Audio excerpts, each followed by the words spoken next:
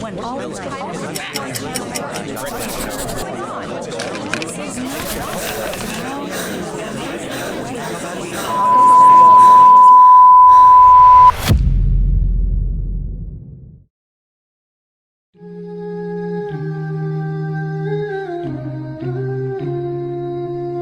a world of endless noise, where do we find silence? In a time of constant distraction, how do we hold on to faith?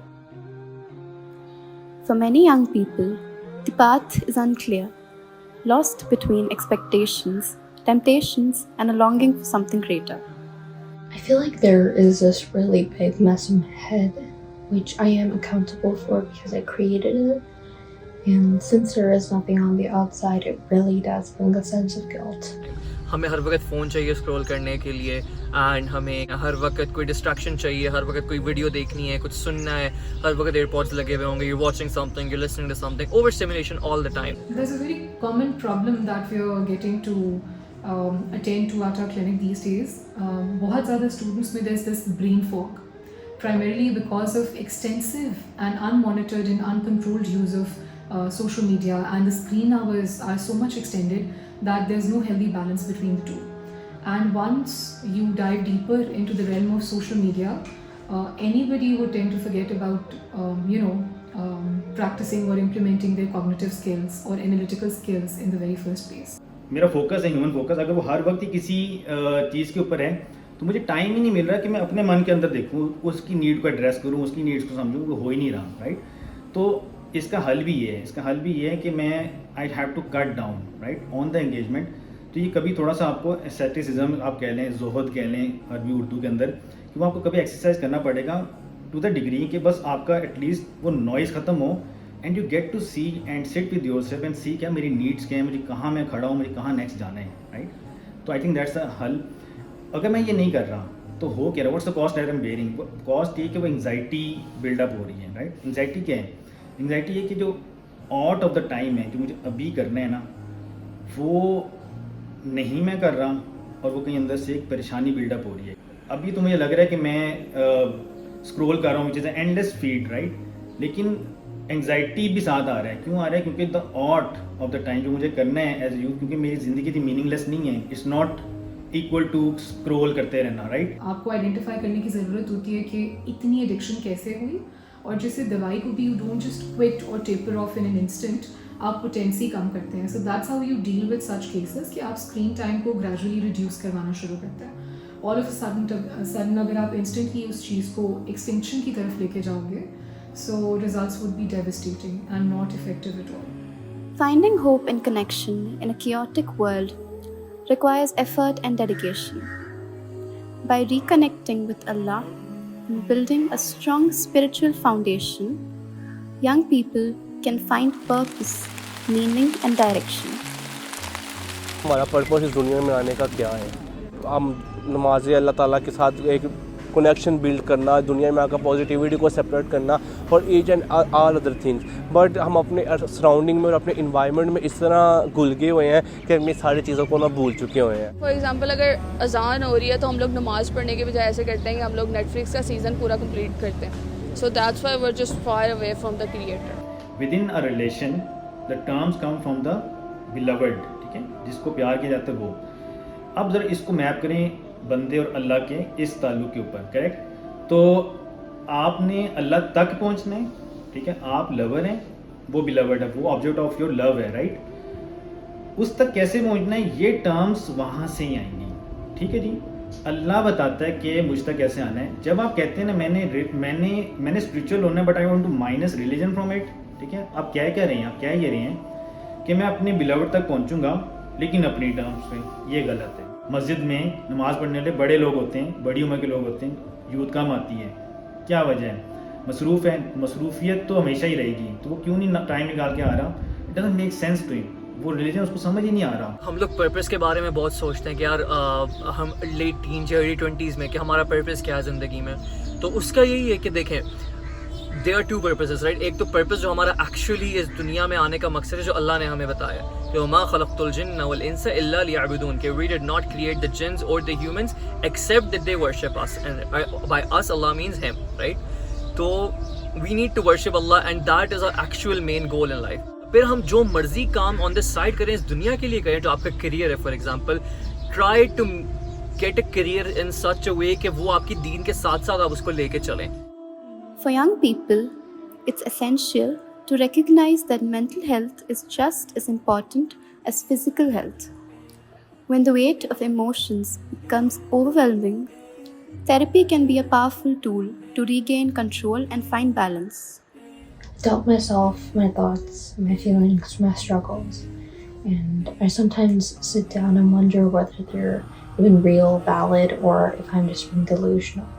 And not to sugarcoat this, it really does make it hard to do the most simplest things on a daily basis, like getting out of bed, showing up for others, or even yourself. अगर आप stress में हैं, अगर आप चीज़ें अच्छे से manage नहीं कर रहे, if you're struggling with your daily activities, please आप ज़हनी मरीज़ नहीं हैं. That is exactly where you need a piece of advice, just so that आप ज़हनी मरीज़ ना बन जाए in the long run, अगर अनएड्रेस्ड रहेगा तो. काउंसलिंग सेशंस, थेरेपीज़ ये हेल्प करते हैं, राइट? ये बिल्कुल हेल्प करते हैं. इनिशियली तो आपको शायद ये आप वो दे दिया जाए जस्ट टू, यानी एज ए क्विक सोल्यूशन कि नमाज़ पढ़ो, अल्लाह से मांगो. लेकिन इफ़ इट इज़ रीअकरिंग, ठीक है, it's coming back again and again, वसवस है या ट्रॉमा है, तो trauma has to be solved और healed via professional help. Psychologist diagnose करके ख़ुद बता देगा कि क्या वर्बल थेरेपी के थ्रू, साइकोथेरेपी के थ्रू मैनेजमेंट हो सकती है, थॉट्स को रीडायरेक्ट कर सकते हैं. बहुत सिवियर केसेस ऐसे होंगे जहाँ पे साइकोटिक सिम्टम्स आ रहे हैं कुछ, या जहाँ पे आपको एक्चुअल मेडिकेशन की ज़रूरत है जब सिविरिटी लेवल बहुत ज़्यादा एक्सीड कर जाए. Parents hold the most significant role in shaping their child and building a stronger relationship with them with Allah. But are parents really shaping their children the right way? बहुत genuine गिला है और ये बिल्कुल reality भी यही है, ठीक है, कि पेरेंट्स ना एक तो कंट्रोल करना चाह रहे होते हैं अपने बच्चों को, सर्टेन डिसीजन अपने उनके ऊपर इम्पोज करना चाह रहे होते हैं, और वो कार्ड खेलते हैं रिलीजन का, ठीक है. अब देखें, हम हैं तो सब अल्लाह के बंदे ना, तो हमें कहीं चीज़ वो अपील भी करती है और वो हमें बॉदर भी कर रही होती है कि यार अगर मैं इसको छोड़ूंगा तो पता नहीं क्या हो जाएगा. ये गलत करते हैं, ऐसा करना नहीं चाहिए. इससे ना आपको लगता है कि आपका वो फैसला इम्पोज तो हो जाएगा, वो कर भी लेगा, लेकिन वो कभी भी ना अल्लाह से कनेक्शन बिल्ड नहीं होगा, बल्कि बदजनी आएगी, दीन के साथ भी चलेगा नहीं, ठीक है. कहीं भी आप देखें ना, जुल्म और ज़बरदस्ती करते हैं, वो चीज़ ऑन द सर्फेस आपको लगता है हो जाएगी, लेकिन कभी भी वो एक्सेप्टेंस के लेवल पे नहीं हो रही होती, ठीक है. अगर बच्चे का पेरेंट्स के साथ इमोशनल बैंक अकाउंट नहीं बना, बच्चा गैजेट्स पे है और पेरेंट्स के साथ टाइम स्पेंड नहीं किया, शुरू से ही वो हॉलो क्रिएट होगा, और सबसे पहले जो चीज़ बार्जन करेगी that would be peer pressure. उसकी पर्सनालिटी वैसी कॉन्स्टिट्यूट होगी जैसी उसको एनवायरमेंटल फैक्टर्स, उसके पीयर्स में से जो उसको ज़्यादा अटेंड कर रहा है, बच्चे के लिए वो इंपॉर्टेंट होगा. बच्चा ये नहीं सोचेगा कि ये सही बता रहे हैं या गलत, जो उसको टाइम और अटेंशन दे रहे हैं वो उसकी बात फॉलो करेगा. बच्चों के साइड से ये समझने की ज़रूरत है कि उनको अपने पेरेंट्स को अलाउंस दें, ठीक है. उनसे भी गलती होती है, गलत डिसीजन होता है, सख्ती होती है, लेकिन इस वजह से उनको माफ़ कर दें और चलने दें, कंप्लाई कर लें कि अगर वो सही बात कर रहे हैं, बात अल्लाह की है, बात दीन की है, तो मान लें. Don't resist. वो आपका नफ्स है जो आड़े आ रहे हैं, वो गलत कर रहे हैं. Beneath every polished facade lies an untold story of struggle. Life unfolds in its own time, and every journey has its own pace. लोग बहुत कुछ कर रहे हैं अपनी ज़िंदगियों में, लोग बहुत बहुत बहुत बहुत अचीवमेंट्स ले रहे हैं, तो sometimes I thought about me, यार अभी तक कुछ नहीं कर सके. You don't have to compare your life with someone else. आज कोई अगर ऑलरेडी एक इस्टेब्लिश्ड CEO है या किसी अच्छे एचेलॉन पे या पोजीशन पे बैठा हुआ है, तो आप उस रैट रेस का हिस्सा नहीं बनेंगे कि मुझे एग्जैक्टली वहाँ पहुँचना है.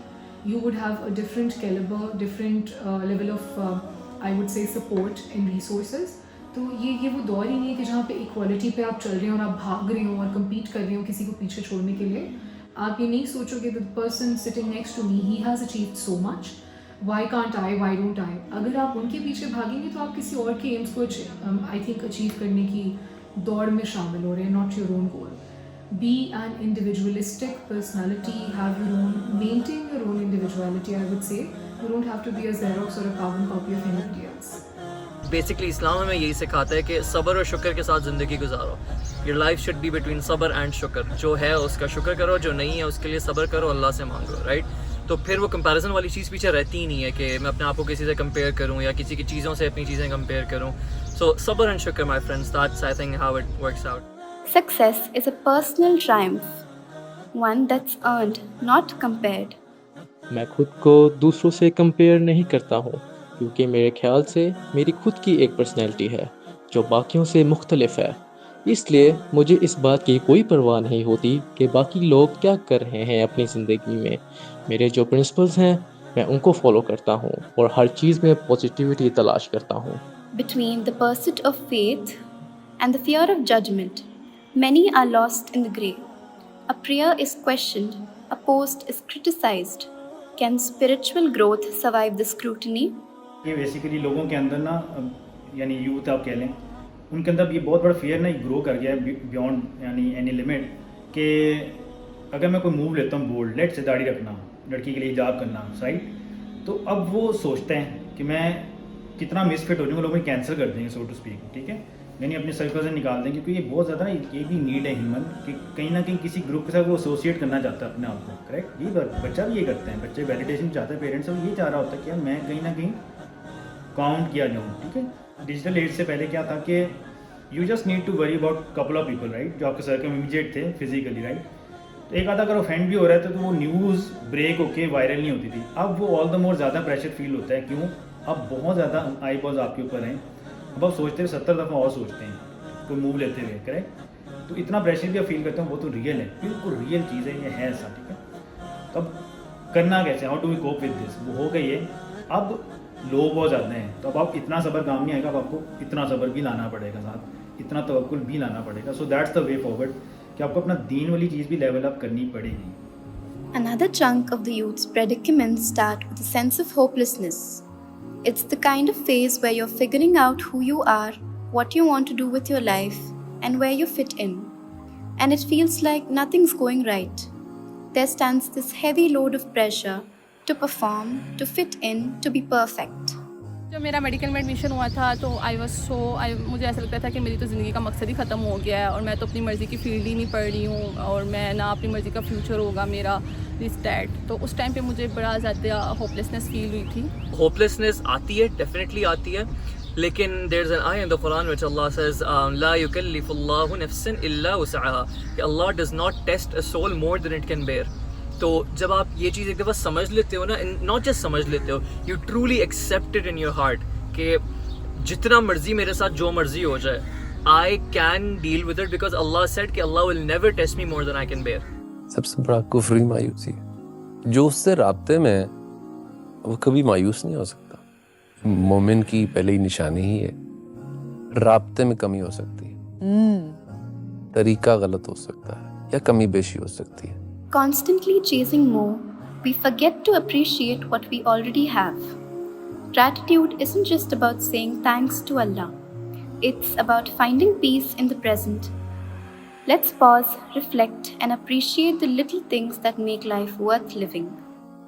जब अपने घर से बाहर निकलती हूँ और मैं लोगों को रोड्स पे देखती हूँ तो आई रियलाइज़ कि मुझे थैंकफुल होना चाहिए था कि मैं कितनी ज़्यादा ना शुक्री हूँ। अगर आप दूसरों की खुशियों के अंदर अपनी खुशियाँ ढूंढोगे तो आप डेफिनेटली एक अच्छे पॉजिटिव पर्सन बन के बाहर निकलोगे। काउंसलर का या साइकोलॉजिस्ट का काम आपको दोबारा आपकी फुल प्रोडक्टिविटी या जो आपकी डेली ऑपरेशनल एक्टिविटीज़ हैं उनके लिए दोबारा से इनेबल करना, आपकी लाइफ की रिमोट कंट्रोल और उसकी लीड आपके हाथ में देना है, ना कि सजेस्टिबिलिटी पे चलाना, ना कि खुद के ऊपर इमोशनली या किसी भी तरीके से डिपेंडेंट बनाना। So whenever you think there is a problem, and this I say to all our youth, our adults, our adolescents also, they are misled. आपको जब लगे कोई प्रॉब्लम है, reach out for professional help, seek a therapist. Normal लोग हमारे पास आते हैं। Give your life a meaning, ठीक है, जो अंडरस्टैंडिंग आपको दीन की आ गई है, start right now. Will you make mistakes? Yes. Will slips happen? Yes. But will you become a better version of your self? Definitely. गलतियाँ होंगी, अपने आप को माफ़ करें, मूव ऑन। जन्नत को गोल बनाएं, एंड दिस दुनिया इंशाल्लाह ये दुनिया भी अच्छी चलेगी, आखिरत भी अच्छी चलेगी, and when you get to जन्नत फिर कोई टेंशन ही नहीं है, फिर एंजॉय चल से। We Muslims, we don't live in guilt, we repent and we move on. At the end of the day, the lingering thought is the peace that we so desperately look for. Are we really doing everything to seek for it?